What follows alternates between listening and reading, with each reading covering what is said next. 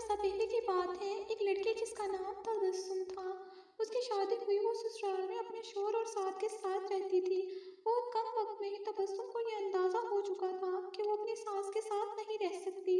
ان دونوں کی ایک شخصیت بالکل مختلف تھی اور تبسم اپنی ساس کی بہت ساری عادتوں سے پریشان تھی۔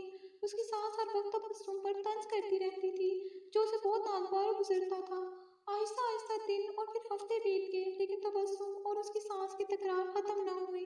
ان تمام نااتفاقیوں نے گھر کا ماحول بہت خراب کر دیا تھا، جس کی وجہ سے تبسم کا شوہر بہت پریشان رہتا تھا۔ آخرکار تبسم نے یہ فیصلہ کیا کہ وہ اپنی ساس کا برا رویہ اور برداشت نہیں کرے گی اور وہ اب ضرور کچھ نہ کچھ کرے گی۔ تبسم اپنے پاپا کے ایک بہت اچھے دوست احمد انکل کے پاس گئی، جو جڑی بوٹیاں بیچتے تھے۔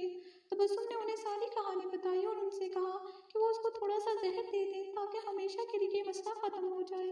احمد انکل نے تھوڑی دیر کے لیے کچھ سوچا اور پھر کہا کہ تبسم، میں اس مسئلے کو حل کرنے میں تمہاری مدد کروں گا، لیکن تمہیں ویسا ہی کرنا ہوگا جیسا میں تمہیں کہوں گا۔ تبسم راضی ہو گئی۔ احمد انکل ایک کمرے میں گئے اور تھوڑی دیر بعد اپنے ہاتھ میں کچھ جڑی بوٹیاں لے کر لوٹے۔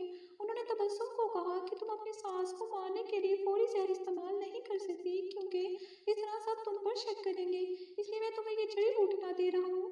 یہ آہستہ آہستہ ان کے جسم میں زہر پھیلائیں گے۔ ہر روز تم کچھ اچھا پکانا اور پھر انہیں یہ کھانا دیتے وقت اس میں یہ جڑی بوٹیاں ڈال دینا۔ اور ہاں، اگر تم چاہتی ہو کہ کوئی تم پر شک نہ کرے تو تم نے انہیں مارا ہے، تو تمہیں یہ خیال رکھنا ہوگا کہ تمہارا رویہ ان کے ساتھ بہت دوستانہ ہو۔ ان سے لڑائی مت کرنا، ہر بات ماننا اور ان کے ساتھ ایک پل کی طرح برتاؤ کرنا۔ تبسم یہ سب سن کر بہت خوش ہوئی۔ اس نے احمد انکل کا شکریہ ادا کیا اور جلدی سے گھر چلی گئی، کیونکہ اب اسے اپنی ساس کو مارنے کا کام شروع کرنا تھا۔ ہفتے گزر گئے اور پھر مہینے۔ تبسم روز کچھ اچھا پکا کر اپنی ساس کو خاص طور پر پیش کرتی تھی۔ اسے یاد تھا کہ احمد انکل نے اسے کیا کہا تھا کہ اسے اپنے غصے پر قابو رکھنا ہے، اپنی ساس کی خدمت کرنی ہے اور ان کے ساتھ اپنی ماں جیسا برتاؤ کرنا ہے۔ 6 مہینے گزر گئے، گھر کا نقشہ تقریباً بدل چکا تھا۔